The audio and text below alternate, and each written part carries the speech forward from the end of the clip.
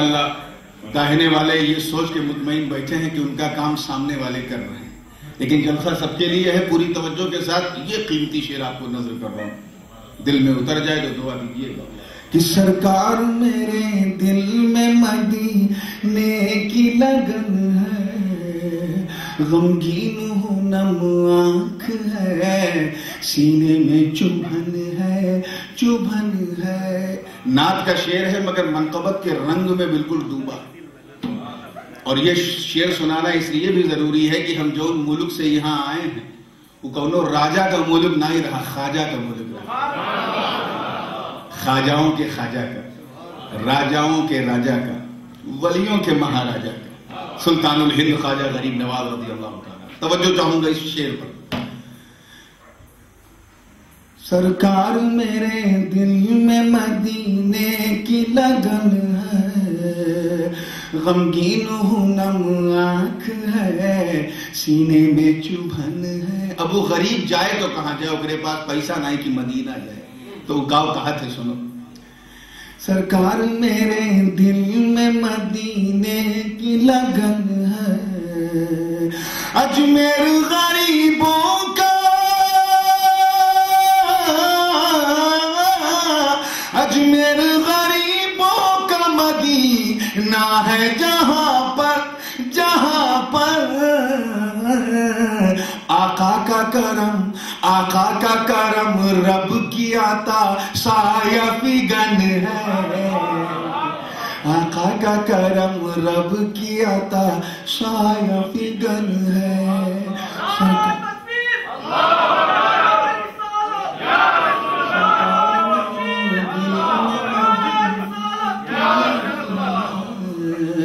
غمگین ہوں نم آنکھ ہے، سینے میں چبھن ہے۔ اور یہ شعر انشاءاللہ آپ سمجھ جائیں گے بالکل مضبوطی کے ساتھ کہ بغداد یا اجمیر کی چھاؤ یا کلیر،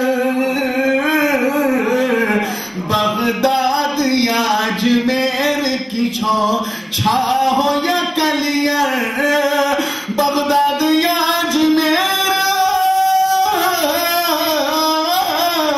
بغداد یا اجمیر کی چھاؤ یا کلیر، یا کلیر، مہکائے ہے ہر پھول مدینہ وہ چمن ہے، مہکائے ہے ہر پھول مدینہ وہ چمن ہے۔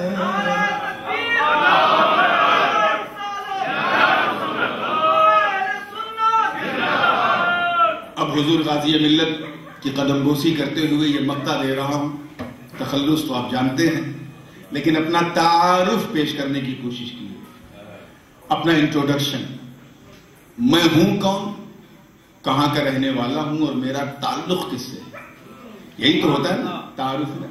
Who I am and from where I belong and who is my forefather، یہ سب کچھ وہ بھی ایک مصرے میں کہنے کی کوشش کی ہے۔ توجہ چاہوں گا، دیکھیے گا کیسا تعارف کرایا ہے کہ کافی ہے تعارف تیرا اے نور اسی میں، اسی میں۔ ابھی تعارف ہوا نہیں ہے، دوسرے مصرے میں ہوگا، پہلا مصرع تو صرف ماحول بنانے میں نکل گیا۔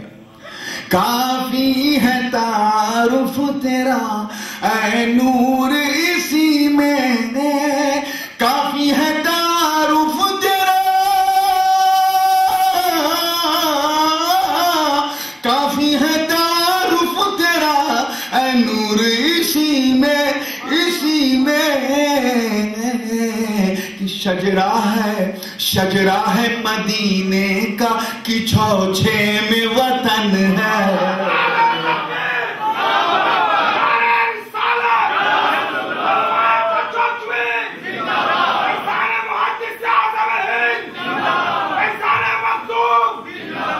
شجرہ ہے کہ چھوچھے مدینے کا کہ چھوچھے میں وطن ہے، وطن ہے۔ درود پاک پڑھنے، اللہم صلی علی سیدنا شفیعنا حبیبنا مولانا محمد وعلی سیدنا صلی اللہ تعالی علیہ وسلم۔ ظاہر ہے کہ بہت لمبے انتظار کے بعد اپنی ماتھے کی نظریہ سے آپ کو غازی ملت کو سننا بھی ہے، دیکھنا بھی ہے اور کنوا سے سننا بھی ہے۔ ہم تو پران ہوئے ہیں تھوڑے بہت، کیونکہ ابھی بالکل تازہ ہے، 2 سال پہلے آئے رہے ہیں۔ میں زیادہ دیر تک اس لیے حائل بھی نہیں رہوں گا، صرف ماحول بنا کے گزر جاؤں گا، باقی حضور غازی ملت انشاءاللہ۔ قرآن مقدس کی جس آیت کریمہ کی تلاوت کا میں نے شرف حاصل کیا، وہ قرآن پاک کی ایک نہایت حسین و جمیل آیت کا ایک خوبصورت ٹکڑا ہے۔ رب کریم کا ارشاد ہے، وَلِلَّهِ الْمَثَلُ الْأَعْلَى، یعنی اللہ کی سب سے بڑی شان ہے۔ اور بالکل لغوی اگر ترجمہ کیا جائے کہ ایک دم سب کے پلے پڑ جائے تو اللہ کے لیے سب سے بڑی شان ہے۔ سمجھ میں آئے گا وہ؟ عام طور پہ ہم دیکھتے ہیں تو کہتے ہیں نا، ہے دیکھو لہوا ہوا میں اڑت ہے، اللہ کی شان ہے۔ اللہ نے اپنی شان اسی طرح بیان کی، وَلِلَّهِ الْمَثَلُ الْأَعْلَى، اللہ کے لیے ہی سب سے بڑی شان، بغیر کسی تمہید کے۔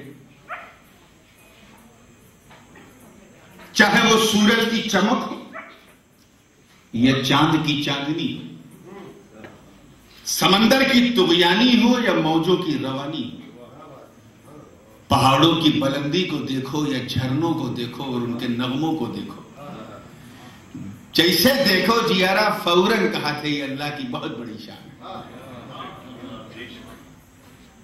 ہماری آنکھیں اس لا تدرکہ الابصار وہو یدرک الابصار، اس رب کردگار کا ادراک نہیں کر سکتی۔ We cannot see by your own eyes to Allah subhanahu wa ta'ala. You can't see. Nobody can see. ہم نہ دیکھ سکتے ہیں اسے، نہ سن سکتے ہیں اسے، نہ چکھ سکتے ہیں اسے، نہ چھو سکتے ہیں اسے، مگر اس کی ان بنائی ہوئی چیزوں کو دیکھتے ہیں تو یہی کہتے ہیں کہ اللہ یہ تیری شان ہے، تیری قدرت کی انمول شان ہے۔ سمندر کا جلال دیکھا کسی نے تو دل کی دھڑکن سے کہنے لگا، اللہ یہ تیری قدرت کی کتنی بڑی شان۔ کسی نے فرشتوں کے بارے میں سنا تو کہا یہ اللہ کی قدرت کی کتنی بڑی شان ہے۔ سورہ رحمان پڑھو اور ہر آیت پہ یہ منہ سے نکلے گا، اللہ کی کتنی بڑی شان۔ تو مختصر یہ ہے کہ چاہے دنیا ہو یا دنیا کی نجوہ جو ان کچھ ہے برزخ میں یا پھر آخرت میں یا دنیا میں آنے سے پہلے جو ان کچھ رہا، یہ سب اللہ کی قدرت کی شان ہے۔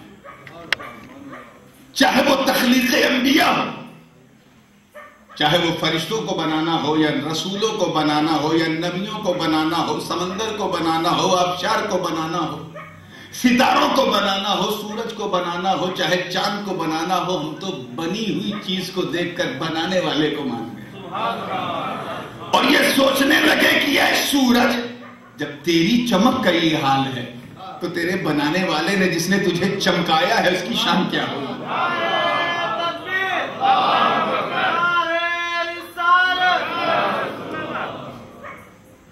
مگر اسی نیل گگن کے نیچے، توجہ چاہوں گا، اسی دھرتی کے اوپر، انہی ہواؤں میں، انہی فضاؤں میں، انہی کہکشاؤں میں ایک ایسی بھی ہستی ہے جو اللہ کی قدرت کی سب سے بڑی شان ہے۔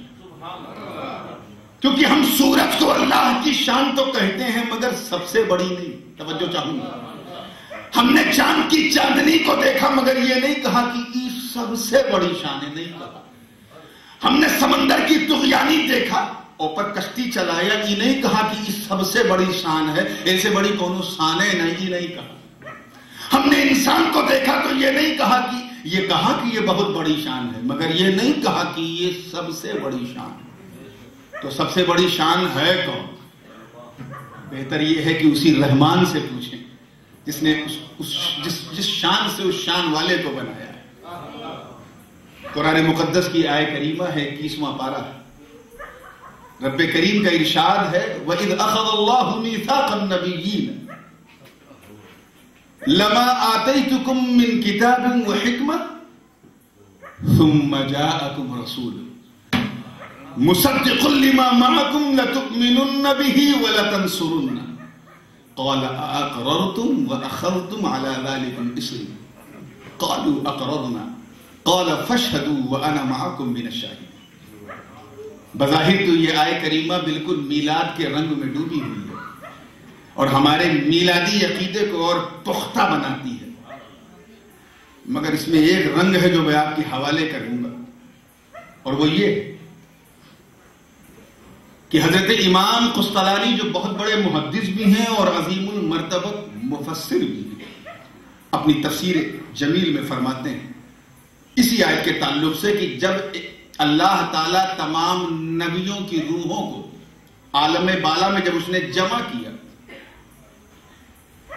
ایک روحانی کانفرنس ہوئی جس میں حضرت آدم سے لے کر کے حضرت عیسیٰ علیہ السلام تک اور حضرت عیسیٰ سے لے کے ہمارے آقا علیہ السلام 1,24,000 کم و بیش انبیاء و مرسلین کی روحیں عالم بالا میں ہیں، اور ایک اوتھ لیا، ایک شپت لیا۔ شپت سمجھتے ہیں؟